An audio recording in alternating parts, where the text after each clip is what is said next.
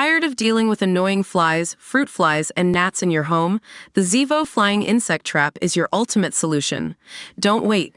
Check out the link in the video description now to get your Zevo Flying Insect Trap on Amazon and enjoy a bug-free home today. Paddy McGuinness is set to discover that he has a hidden connection to U.S. President Joe Biden on the new series of Who Do You Think You Are? The former Top Gear presenter, 50, delved into his family's history in Ireland for the BBC Ancestry show.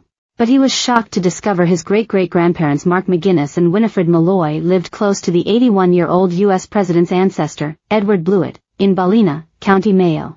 During the episode, which will air on August 22, Paddy will also take a look at his grandfather's medal won for his brave actions during the Second World War. My ancestors over here in Ballina who lived on the same street as Joe Biden's ancestors, Paddy said. I think the biggest highlight for me was actually seeing my granddad's war medal. That for me was a real moment where I felt like I was holding a piece of history in my hand. My dad would have loved to find more out about our Irish ancestors, and it would have been nice to bring him out to Ballina and what have you, but I'll have a pint of the black stuff for him. The ex-Take-Me-Out host added he always felt ignorant about his heritage but emphasized that he has always had a spiritual connection to County Mayo. He said, I do feel a real spiritual connection, even on this beach today. It's absolutely beautiful here on the west coast of Ireland. They could have been playing on here as kids walking up and down here, who knows? It's quite a romantic thought, but I like it. It's just been one of them where there's so many lovely little surprises. My granddad on my mum's side with the Spitfire connection. Meanwhile, Biden was born in Scranton, Pennsylvania yet can trace his roots back to County Louth and County Mayo.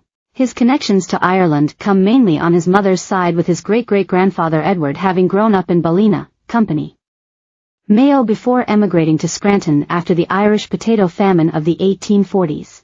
Another of the U.S. president's great-great-grandfathers, Owen Finnegan, was a shoemaker from Company Louth who emigrated to America in 1849. It is another in list of surprise connections uncovered on the show, after Danny Dyer discovered his royal relations back in 2016. Danny was floored to discover that his line of descent wins back to the 16th century, and Henry VIII's brutish advisor Thomas Cromwell. Cromwell's son Gregory married Elizabeth Seymour, sister of Henry's favorite wife Jane. And those girls were direct descendants of Edward III, who ruled England for half a century from 1327. The actor's macho delight at learning he was separated from the throne by a mere 22 generations was a joy to behold. It can't be, he marveled. A direct descendant from Edward III? It's just stupid, innit? I think I'm gonna treat myself to a ruff, get a massive ruff and just bowl about in it, and if anyone queries it, I'll just explain to them.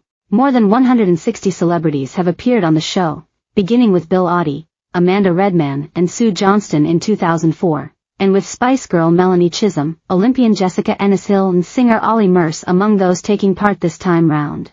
In the TV series, Dame Judi Dench was agog to learn how her father, Reginald, earned his military cross and bar in the First World War. She was startled to discover that, on her mother's side, she is descended from a lady-in-waiting at the 16th century Danish royal court.